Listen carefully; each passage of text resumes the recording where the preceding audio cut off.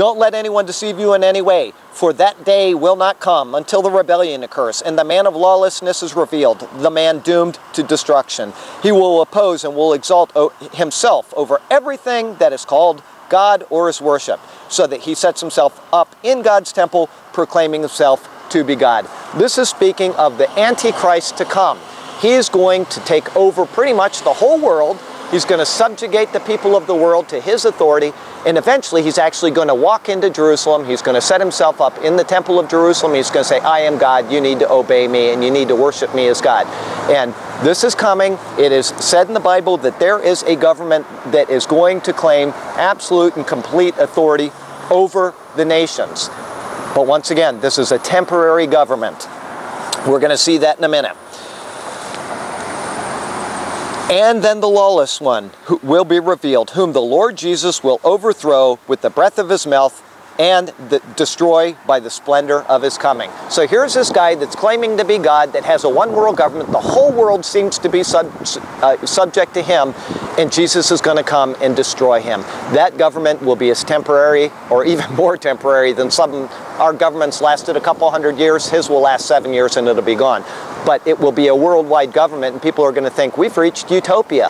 And then the world's going to go into a tailspin of just disaster, and it will end by its destruction, because Jesus will return and set up an eternal kingdom. Remember when I spoke about Daniel earlier, and it said that this rock made not with human hands is going to destroy this great statue of these kingdoms that ruled over Israel. Well, there's one that's still future that will come and subjugate Israel to its authority, and God will destroy that final kingdom, and will... Go ahead, ma'am, that's all right. Yes, not at all, ma'am.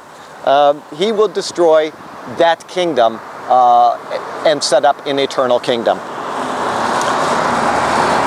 Then I saw another beast coming out of the earth. He had 2 horns like a lamb, but he spoke like a dragon. He exercised all the authority of the first beast on his behalf, and made the earth and its inhabitants worship the first beast, whose fatal wound had been healed. And he performed great and miraculous signs, even causing fire to come down from heaven to earth in full view of men. Because of the signs he was given power to do on behalf of the first beast, he destroyed the inhabitants of the earth. He deceived the inhabitants of the earth. He ordered them to set up an image in the honor of the beast who was wounded by the sword and yet lived. He was given power to give breath to the image of the first beast, so it could speak and cause all who refused to worship the image to be killed.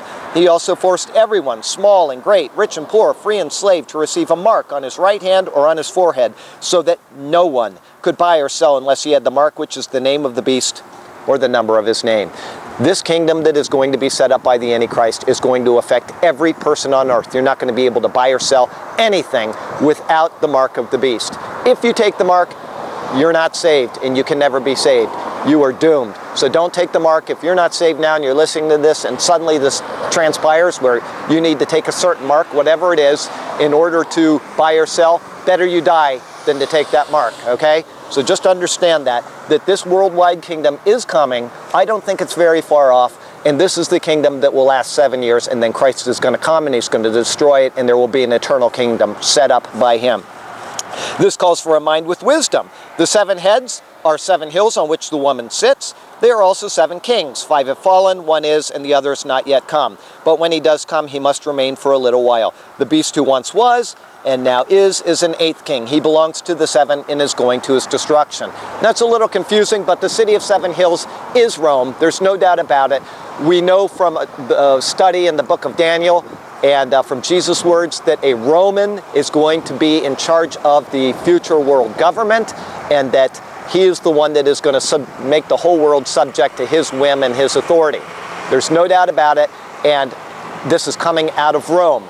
The Vatican is in Rome. It's probably tied in there somehow. I don't want to get too speculative on that, but understand that this is coming, and I believe it's very soon. As a matter of fact, I think there's a pattern that I just read in the verse that I just read that points to the Vatican and points to a very, very point in the near future, but that may not be the case. And then I saw the beast and the kings of the earth and their armies gathered together to make war against the rider on the horse and his army.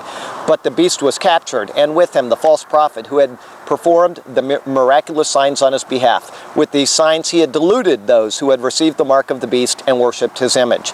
The two of them were thrown alive into the fiery lake of burning sulfur. The rest of them were killed with the sword that came out of the mouth of the rider on the horse, and all the birds gorged themselves on their flesh. The mouth of the rider on the horse, that's Jesus who's coming. He's going to destroy the Antichrist. He's going to destroy the false prophet, and they're going to be cast alive into the lake of fire.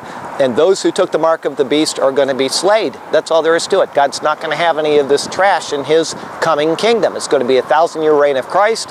After that, there's going to be one more battle that's set up, and God is going to take care of that. And then there'll be eternity without any sin, any grief at all.